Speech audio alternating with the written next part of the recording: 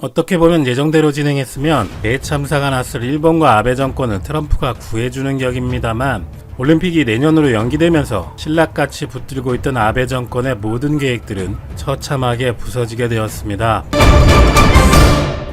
트럼프 대통령은 취재진과 만난 자리에서 도쿄올림픽 관련 질문이 나오자 그냥 내 생각일 뿐이지만 어쩌면 그 줄이 1년 정도 연기할 수도 있다고 말했습니다. 올림픽 경기장을 관중 없이 텅 비우는 것보단 낫다 라고 말하며 아베 총리에게 올림픽 연기를 공식적으로 권유할지 여부에 대해선 아니다라고 결정은 일본 정부 몫임을 분명히 했습니다. 어제만 해도 스가 요시대 관방장관은 정부로서는 예정대로 대회 개최를 향해 준비를 진행해 간다는 생각에는 변함이 없다고 말한 바 있습니다만 트럼프 대통령의 발언 이후 사실상 올림픽은 1년 연기로 확정될 것으로 보입니다. 그동안 일본 정부는 수많은 올림픽 연기 내지는 취소에 대한 의견들에 대해 올림픽을 예정대로 준비하겠다는 입장만 되풀이했지만 물밑에선 연기를 준비하는 것으로 보이는 정황이 포착되고 있었기 때문입니다. 계속된 일본 정부의 대외적 의지와 다르게 현실은 암담해져 왔고 다른 무엇보다 올림픽에 참가하는 각국 선수의 개인적 선택, 국가별 올림픽위원회의 집단 행동으로 보이콧 러시가 이어질 가능성도 높아지고 있어서 일본이 아무리 올림픽을 하고 싶어도 할 수 없는 상황이었습니다. 2021년 이후로 연기하는 한은 IOC와의 계약 위반으로 일본의 책임이 따를 여지가 있기 때문에 가장 영향력이 큰 트럼프 대통령과 아베 총리가 협업해서 IOC의 1년 연기를 제안하는 안이 일본 정부 내에서도 나온 것으로 알려졌었습니다. 아베와 일본은 당연히 혹시 상황이 좋아져서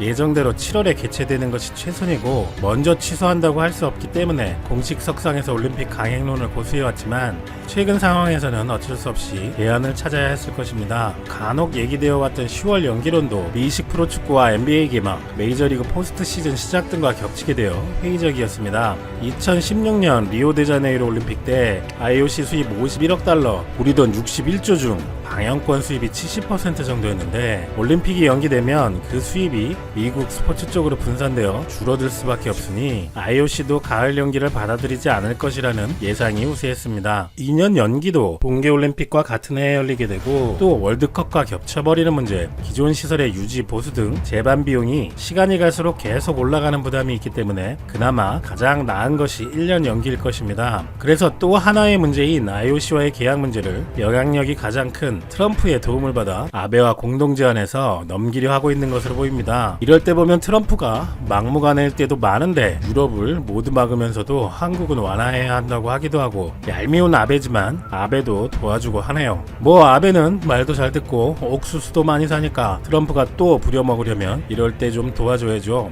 끝까지 올림픽을 강행한다고 했으면 아베 입장에서 훨씬 엄청난 참사가 났을 것입니다만 1년 연기되었다는 것도 아베에게 피할 수 없는 큰 타격이 될 것입니다. 이미 일본은 올림픽 준비에 공식적으로 15조를 썼고 비공식적으로 30조, 올림픽 개최까지 35조로 늘어날 것이라는 전망이었습니다. 이 비용 때문에 올림픽을 위해 만든 시설 유지비도 만만치 않아 연기보다는 차라리 취소하는 게 낫다는 의견도 나오고 있었습니다. 대회 선수촌으로 건설된 아파트는 올림픽이 끝난 후 일반 분양할 예정이었으나 연기된다면 이 일정도 밀리면서 엄청난 유지, 보수, 금융비용이 들 것이고 관계자 전용으로 지어진 호텔 수만실과 전국 각지에서 빌린 2,000대의 버스 유학금, 8만 명의 자원봉사자를 또 모집해야 한다는 문제도 있습니다. 그래서 조직위원회의 한 관계자는 예산이 상당한 규모로 부풀어오를 가능성이 있다며 연기보다 취소하는 것이 운영하는 입장에서 보면 현실적인 선택이라고 말한 바 있습니다. 여기에 더해 대회 전체와 경기별 광고비 등까지 포함하면 일본은 엄청난 비용을 추가로 써야 하는 상황이 된 것입니다. 또한 내년에 개최된다고 해도 전 종목별, 국가별, 기존에 계획된 각종 대회 운영 일정, 인력 계획 등 모든 것이 올림픽과 충돌되어 틀어지기 때문에 혼돈의 올림픽이 될 것으로 예상됩니다. 여러모로 흥행에 암문을 깔아놓고 시작하는 것이죠. 또 아베 정권은 도쿄올림픽을 동일본 대지진의 트라우마에서 벗어났음을 전 세계에 보여주는 계기로 삼겠다며 부흥올림픽이라고 명명하고 올림픽 후 경기가 살아나는 점을 이용해 지지율을 상승시켜 가을쯤 국회를 해산시키고 총선거를 한다는 계획도 후포로 돌아가게 되었습니다. NHK의 설문조사에 따르면 이미 동일본 피해 지역 주민들조차 무려 63%가 부흥올림픽이 도움이 되지 않는다는 여론이기도 한데요. 현재도 일본 역사상 최장 집권하고 있는 아베 정권은 올해 도쿄올림픽을 기점으로 그동안 집권의 성과를 대대적으로 홍보하고 재집권하여 헌법 개정까지 끌어내겠다는 로드맵이 완전히 무너지게 되었다고 보입니다. 삼성은 이미 한국의 기업이 아니라 아시아 전체의 기업이다. 아시아의 자랑이다. 오늘은 삼성 갤럭시 S20에 대한 일본과 중국 반응에 대해서 간단하게 얘기를 해보려는데요. 삼성전자가 얼마 전 미국 샌프란시스코에서 삼성 갤럭시 언팩 2020 행사를 열어 갤럭시 S20의 모습을 공개했습니다. 이 폰에 대해서 간단히 소개를 해드리면 기존 S10에서 그 다음 버전으로 출시된 폰으로 볼 수 있고요. 1억 800만 화소의 카메라와 6.9인치 디스플레이, 그리고 최신 5G 이동통신 지원 등등 첨단 기술들을 탑재했는데요. 특히 갤럭시 20 울트라에 최대 100배 줌인아웃 촬영이 가능해졌는데요. 이 기능은 그야말로 전 세계를 떠들썩하게 만든 기능입니다. 지금까지 폰 카메라는 대부분 2배에서 3배 줌인이 가능했는데 그마저도 화질 저하로 사용하지 않는 사용자들이 대부분이었습니다. 그런데 그걸 개선하고도 남아서 이름하여 스페이스 줌 기능이라고 해서 100배라는 어마무시한 줌 기능을 탑재했습니다. 또한 120Hz 주사율의 디스플레이를 탑재해서 사진 품질이 좋은 것은 물론 웬만한 컴퓨터로 영화를 보는 것보다 더 매끄러운 화면이라고 발표했습니다. 이것에 대해 인근 나라들은 어떻게 반응을 할까요? 과연 축하를 해주거나 감탄을 할지, 아니면 배가 아픈 나머지 불편한 반응을 보일지요? 먼저 일본 SNS 반응입니다. 아이디는 화면에 띄워드리고 내용만 읽겠습니다. 출처는 PC와치라는 전자제품 관련된 각종 전문가와 일반인, 그리고 오타쿠들이 아주 많이 모여있는 커뮤니티고요. 그리고 트위터의 반응들입니다. 드디어 왔군요. 스펙이 요괴급이라 웃음밖에 안 나온다. 삼성이 전세계 1강이네. 확실히 세계 최강의 스마트폰이겠지. 이건 뭐야? 100배 줌이 있다니? 100배 디지털 줌은 진짜 강력하다. 그런데 1억 화소라는 건 뭐야? 압도적 카메라 폰이라는 느낌? 나 같으면 3만엔이면 살 것이다. 이런 애들은 그냥 무시해도 되겠죠. 스펙이 과도하다라는 느낌이 있어. 100배 줌은 일상생활에서 실용적이진 않을 것 같다. 최대 성능을 과시하기 위해 만든 것인가? 일반인이 사진을 찍기 위해서는 10배 정도로도 충분하다. 이 말은 기계가 너무 좋게 나와서 사람이 못 따라간다. 그 기능을 완전히 사용 못한다라는 얘기인가 보네요. 갤럭시 S20은 5G가 기본인데 왜 Z 플립은 LTE 그대로인 거지? Z 플립은 요새 화제가 되고 있는 접는 폴더블 폰이죠. 이것도 거의 비슷한 시기에 출시가 되기 때문에 서로 비교도 많이 하고 그럽니다. 이 갤럭시 S20은 이미 핸드폰이 아니다. 그냥 니콘 같은 카메라다. 좋네, 비싸긴 하지만 그만한 가치가 있을 것 같다. 참고로 일본 출시 가격은 12만엔 정도로 한화로 약 130만원입니다. 가격이 비싸지만 변함없는 완성도와 하이 스펙이구나. 스마트폰의 이상형이죠. 5G 기본 지원의 시대가 마침내 왔는가. 가격 때문에 화웨이의 신모델을 기다렸는데 일본에서 안 나온다고 하니 기다리다가 결국 갤럭시를 살 수밖에 없잖아.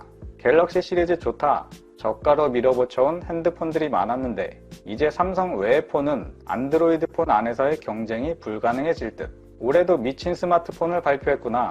그런데 소니의 매력은 뭐지? 국산을 사고 싶게 하지를 않는다. 120Hz의 디스플레이와 친숙한 듀얼 스피커, 거기에 8K로 찍을 수 있는 변태 카메라다.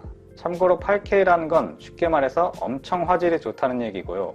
현재 프리미엄 TV 같은 경우도 아직까지는 4K 해상도가 많은데 8K면 거기서 한층 더 업그레이드가 된 거죠. 이미 이 세상 핸드폰과는 차원이 다름. 이번에도 핑크색을 내준 건 대단히 기뻐. 진짜 100배 줌을 탑재해서 올 줄이야. 괴물 스펙이다. 이렇게 되면 항상 S 시리즈의 다음에 나왔던 노트 시리즈가 기대된다. 이거는 저도 개인적으로 처음 알았는데 삼성 갤럭시 S20 지독한 스펙이다. 하지만 5G 단말기인데 일본의 통신사는 아직까지 5G가 LTE랑 큰 차이가 없다. 결국엔 사봤자 속도를 최대한으로 이끌어내지 못하지 않을까? 일본의 기술 대응이 너무 느려서 점점 고립되어가는 느낌이 든다.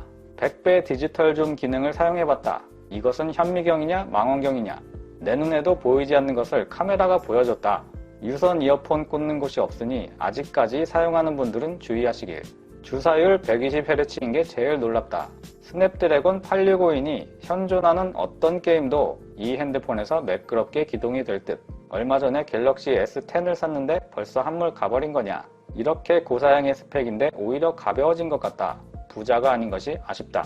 갤럭시 노트 10이 나왔을 때도 깜짝 놀라 괴물이라고 했는데 더 대단한 녀석이 나왔다. 이 녀석 최강 기종이야. 너무 강해. 성능이 아주 좋지만 일본에서는 아직까지 삼성폰에 비싼 돈을 내지 않는다. 이런 말을 하면 내 적이 늘어날 수도. 의미심장한 얘기네요. 갖고 싶다. 저걸 가지면 너 아직 4G야 라면서 주변에 자랑할 수 있겠지. 12만엔은 성능에 비해서 의외로 싼 걸지도 모른다. 아이폰 11을 기다리고 있었지만 S20이 생각했던 것보다 더 굉장해서 갤럭시로 갑니다. 100배 줌 기능은 우리나라 전국의 도찰 유저가 기뻐하겠구나. 그렇네요. 이번 S20 사용자들 중에 수갑 좀 많이 찰 수도 있겠네요. 여기까지가 일본 쪽의 반응이었고요. 일부에 까내리려 하는 사람들은 있었지만 대체로 좋은 기능을 알아보기는 한 것 같습니다. 나 이대 나온 여자야. 그리고 지금까지 무언가의 이유로 인해 삼성폰의 점유율이 일본에서 많이 낮은 게 사실이었는데 이번에 S20으로 소니나 화웨이 그리고 아이폰의 틈바구니에서 점유율을 많이 좀 올렸으면 좋겠네요. 또한 그 다음은 중국 쪽 반응인데요.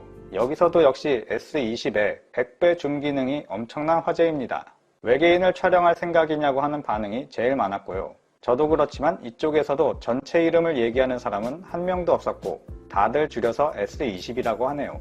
S20 울트라의 100배나 되는 줌 기능은 엄청나 보인다. 망원경 수준이군. 미친 건가? 저 떨림 방지 기능은 인정한다. 진짜 사고 싶은데 국내에는 또다시 1만 위안이 넘는 금액으로 팔겠지. 참고로 이쪽에서는 전에 폴더블 폰 때도 그렇고 일단 삼성폰이 새로 나왔다 하면 무조건 비쌀 것이다 라는 생각이 지배적입니다. 액정의 굴곡이나 폭이 별로 크지 않다. 화웨이야말로 과학의 결정체라 할 수 있지.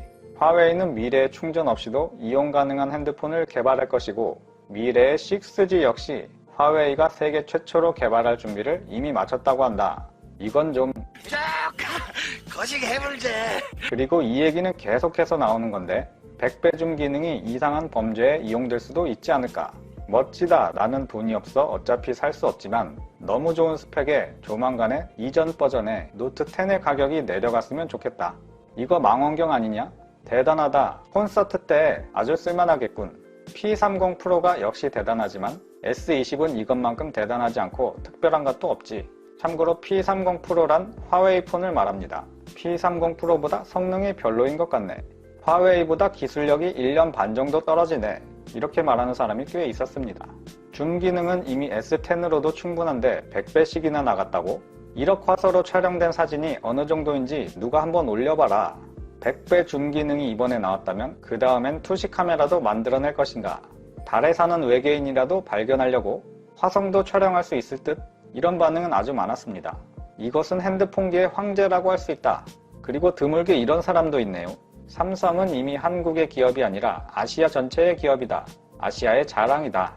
삼성이 핸드폰뿐만이 아니라 카메라 사업까지 하기 시작한 거냐? 샤오미에겐 더 이상 희망이 보이지 않게 되었다. 달 위에 있는 토끼까지 찍을 기세네. 화웨이는 이미 삼성의 기술을 1년 정도 앞질렀어. 화웨이가 세계 1등 기업이야. 그 밑에는 고작 1년밖에 안 된다고? 너 화웨이를 너무 우습게 보는 거 아니냐? 이런 애들이 정말 많았습니다. 여기까지 중국 반응이었고요. 대부분의 사람들은 일본이나 중국이나 대체로 S20이 좋다는 걸 인정하는 분위기였지만 일본에서는 깎아내리려는 애들이 좀 보이는 반면에 중국 쪽에서는 뜬금없이 화웨이가 최고다. 삼성은 화웨이 다음이다. 라는 반응이 상당히 많았습니다. 화웨이에 대한 믿음이 아주 강력하더라고요. 제가 알기로는 저들이 최고라고 하는 소니나 화웨이나 자력으로 디스플레이나 반도체 생산이 안 되는 걸로 알고 있고 삼성은 갤럭시 시리즈에 들어가는 주요 부품을 직접 만들어서 쓰고 있는데요. 이것만 해도 큰 차이가 아닐까 생각됩니다.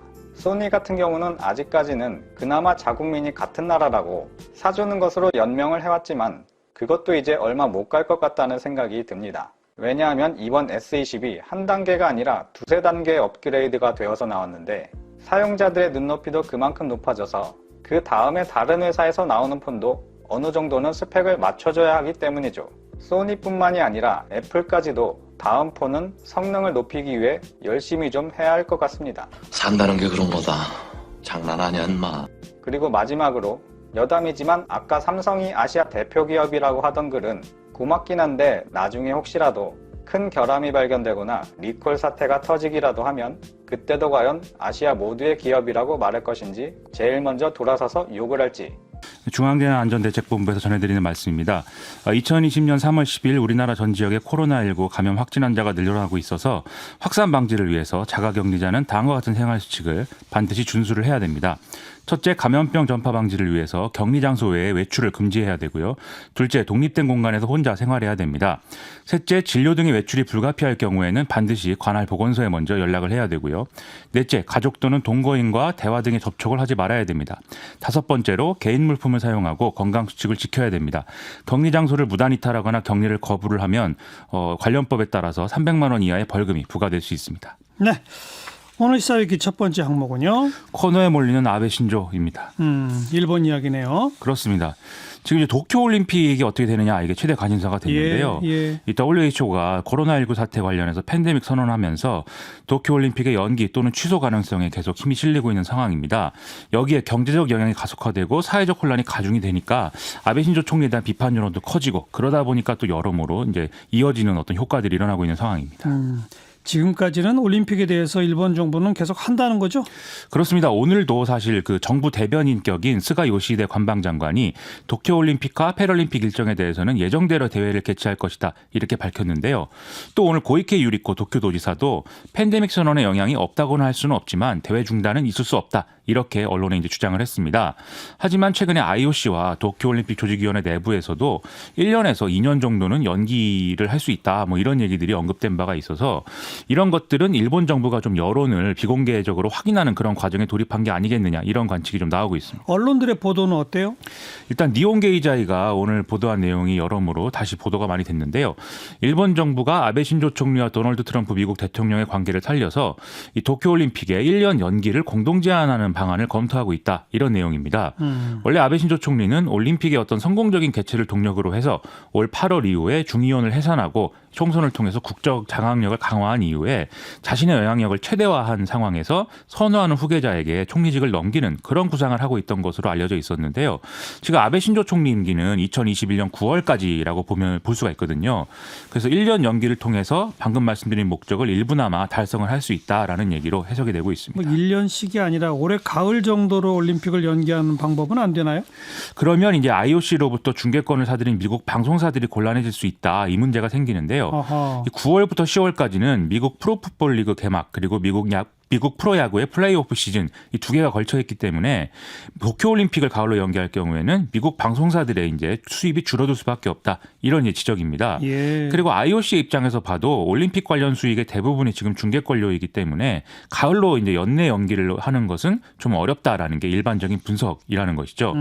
또 이제 1년 연기를 해도 내년에 이제 다른 확정된 일정이 있는 선수들이 뭐 곤란해질 수가 있다 이런 문제 제기도 있는데 그렇다고 이제 2년을 연기하게 될 경우에는 앞서 말씀드린 것처럼 아베 신조 총리의 임기를 넘기게 돼서 애초에 구상이 좀 흐트러지는 상황이 발생한다는 것이죠. 그래서 1년 연기가 최선이다 이런 계산이라는 겁니다. 근데 앞에 아베 총리가 트럼프 대통령과 관계를 살려서 1년 연기를 공동 제안한다 그랬잖아요. 그렇습니다. 거기 트럼프 대통령이 왜 나와요? 크게 두 가지 문제를 얘기하고 있는 건데요. 첫째는 앞서 말씀드렸듯이 결국은 이 문제가 미국 기업들의 이해관계와도 걸려있기 때문에 트럼프 대통령의 역할이 좀 일정하게 필요할 수 있다. 이 점이 있겠고요. 둘째로 IOC하고 도쿄올림픽위원회가 체결한 이 올림픽에 대한 계약 내용을 보면은 개최 연기에 대한 규정은 없고 2020년 중에 개최되지 못하면 IOC가 취소를 판단할 수 있다. 이 규정만 있습니다. 예. 즉 2020년에 올림픽을 개최하는 게 이 계약의 이제 전제다라는 것이죠. 그래서 연기가 아닌 이 계약에 써 있는 대로 뭐 취소를 선택할 경우에는 지금까지 지출한 인건비라든지 광고비 그리고 대회 선수촌으로 건설된 아파트나 관계자용 호텔 등에 들어간 좀 어마어마한 비용을 회수를 할 수 없게 되기 때문에 그렇죠. 엄청난 손해를 발생하게 되는 것이죠. 예. 그런데 앞에서 말씀드린 대로 그래서 이제 2020년 내에 올림픽 개최를 하지 않고 연기를 할 경우에는 계약 위반의 소지가 또 생기게 되는 겁니다. 하지만 트럼프 대통령이 함께 공동 제안하는 형식을 취한다면 이 문제를 좀 정치적으로 해결할 수 있지 않겠느냐 이런 얘기라는 거죠. 예, 참 복잡하네요 이게. 그렇죠. 이게 정치, 사회, 경제적으로 여러 가지 부분이 얽힌 문제이다 보니까 아베 신조 정권의 당사자들과 지지자들의 어떤 반응도 좀 신경질적이 되고 있는 것 같습니다. 이 대표적인 사례가 손정희 일본 소프트뱅크 회장이 무료로 코로나19 검사를 지원하겠다 이 제안을 했다가 온갖 비난을 받고 이걸 철회하기로 한 이런 사건이 있죠. 이건 왜 또 비난을 받았죠? 손정희 회장의 제안은 간이 유전자 검사, 이 영어 약자로 PCR이라고 하는데 이거를 일단 100만 명에게 지원하는 방안을 준비하겠다라는 거였고 이 제안은 이제 트위터에다가 올렸던 거거든요. 그런데 일본 네티즌들이 이 PCR 검사법은 정확도가 떨어져서 가짜 환자들이 병원에 몰릴 수가 있고 이탈리아나 한국처럼 확진자가 속출해서 의료 붕괴를 초래할 것이다. 뭐 이런 주장을 막 제기를 하면서 손정희 회장을 비난을 한 것입니다. 아베 신조 내각의 소극적인 방역 태도 이런 것에 대해서는 일본 내 언론도 비판적인 태도를 보이고 있고 그렇다면서요. 사실 우리가 쓰는 키트도 PCR에 조금 더 이제 진전된 버전이 리얼타임 PCR이거든요. 예. 그런 점을 고려하면은 사실 이런 주장을 지금 제기하고 있는 사람들은 현 정권의 지지층의 가능성이 높다. 이렇게 볼 수 있다는 거죠. 현 정권 지지층들은 검진 안 해가지고 확진자 숫자를 그냥 숨겨두는 게 좋다 이거예요? 지금 인터넷에 나오는 반응은 거의 그렇다라고 그래요. 해석을 할 수가 있습니다. 손정희 회장이 한국계여서 더 그런 거 아닐까요? 그런 점도 있을 것 같습니다. 손정희 회장 제일교포 3세이고 최근에 한일 관계가 어쨌든 악화되고 있는 상황이기 때문에 좀 그런 측면이 있다라고 볼 수가 있겠는데 또 다른 사례에서도 이제 이런 비슷한 차별 의식이 드러난 사건들이 있어서 더 문제입니다. 뭡니까? 예를 들면 이제 오카야마 이과대학 수의학부가 한국인 입시 응시자들을 면접 시험에서 전원 빵점 처리한 이 사건이다 이렇게 많이들 얘기를 하는데요. 이 중 한 명은 필기 시험에서 전체 1등을 했고 필기 시험 상위 20위 내에 든 한국인도 5명이나 되는데 이제 이렇게 돼서 이제 이 전원이 이제 좀 합격이 안 된다 이런 지적이 나온다는 것이죠. 예. 더군다나 이 대학은 아베 신조 총리의 친구가 이사장으로 있고 2016년에 수의학부 신설 과정에서 특혜 의혹이 불거진 바 있지 않습니까? 바로 그 이제 대학이어서 더 이제 의혹이 확대되고 있는 그런 상황입니다. 그리고 이 사이타마시가 비충격 마스크를 어린이집과 유치원 등에 배포를 하면서 제일조선인 유치원에는 제외하고 이제 배포한 사례도 지금 보도가 되고 있는데요. 네. 이런 것들을 종합을 해보면 이 재난 상황에서 참 어떤 사람들의 밑바닥이 드러나고 있다 이런 생각도 들기도 하는데 맞아요. 우리는 좀 이런 사례들을 타산지석으로 삼아서 이렇게 하지 않는 계기로 또 나름대로 삼으면 좋지 않을까 하는 생각도 했습니다. 네, 두 번째 시사위키 항목은 정당 투표를 둘러싼 전초전입니다. 무슨 얘기입니까? 이 정의당 비례대표 후보들에 대한 의혹이 지금 제기가 되고 비판 여론이 커지고 있는 상황인데요. 이 문제가 더불어민주당과 정의당 간의 어떤 정당 투표 전략 이런 것에도 영향을 미칠 것 같아서 이렇게 이 말을 만들어봤습니다. 정의당 비례대표 1번 후보부터 무슨 문제가 있죠? 그렇습니다. 이 비례대표 1번 류호정 후보인데요. 1992년생이고 게임 관련 인터넷 방송 이런 것들을 하다가 게임 회사에 취직을 해서 노조 설립을 추진하는 이제 퇴사한 이력을 갖고 있죠. 이후에 민주노총 화학섬유식품노조에서 활동을 하다가 정계 입문을 한 그런 케이스인데요. 그런데 2014년에 리그 오브 레전드라는 게임을 하면서 자기 아이디를 다른 사람이 사용하도록 해서 게임 실력을 부풀렸다. 이런 의혹이 제기가 된 겁니다. 그게 무슨 내용이에요? 이 게임이 여럿이서 이제 팀을 구성해서 경쟁을 하면서 뭐 목표를 달성해서 이제 득점을 하는 뭐 이런 형식의 게임이라고 볼 수가 있겠는데요. 네. 승패가 있는 게임이다 보니까 각 게이머들이 어떤 순위가 매겨지게 돼 있고 그리고 순위를 일정 구간마다 잘라서 이제 등급을 부여하는 이런 시스템을 갖고 있습니다.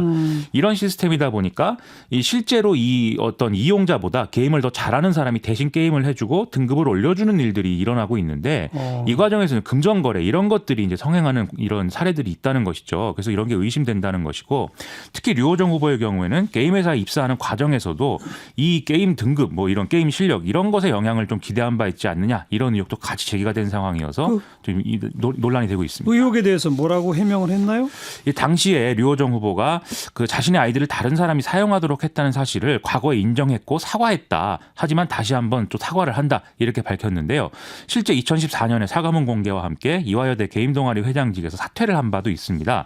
다만 류호정 후보는 금전 거래를 한 바가 없고 게임회사 취업 과정에서도 이 사실을 근거로 해서 뭐 특혜를 받은 건 없다. 이렇게 해명을 했는데요. 하지만 지금 게임을 즐기는 젊은 세대 사이에서는 이게 굉장한 문제로 다뤄지고 있어서 정의당은 류호정 후보가 다녔던 회사 측에 정확한 사실관계를 요청하기로 했다고 합니다. 네. 근데 이 의혹을 제기하는 쪽이 어느 쪽이에요? 이게 여러모로 언급이 됐던 사안이기도 하지만 더불어민주당의 공천관리위원인 프로게이머 출신 황희도 씨가 다시 이제 끄집어내면서 또 화제가 되고 있는 거거든요.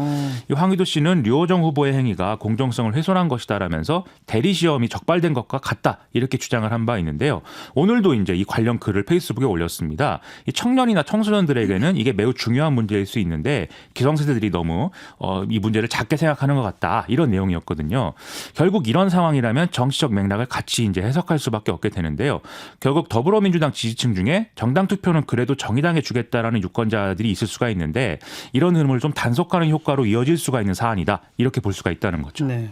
또 어떤 의혹이 있습니까? 비례대표 후보. 최근에 잦은 방송 출연으로 잘 알려져 있는 신장식 변호사가 지금 정의당 비례대표 6번 후보인데요. 2006년에서 2007년까지 음주운전 1회 및 무면허 운전 3회 적발 전력이 있다는 사실이 경선 과정에서 뒤늦게 드러났습니다. 정의당 공직 후보자 자격 심사위는 지난 1일에 공지를 통해서 신장식 후보에게 소명 및 사과문을 제출하도록 하고 투표권자들이 내용을 인지할 수 있도록 문자 메시지 안내를 하겠다 이렇게 밝힌 바가 있었습니다. 신 후보 해명은요? 생계 활동을 하다가 운전자의 건강에 이상이 생겨서 무면허 상태임에도 불구하고 운전을 했다. 이건 잘못이다라는 거였고 숨겨서 죄송하다 이런 내용이었는데요. 무면허 운전이 한 번 있었던 게 아니고 음주운전에 대한 내용은 사과문에 없어서 성의가 없다. 이런 비판이 있었습니다.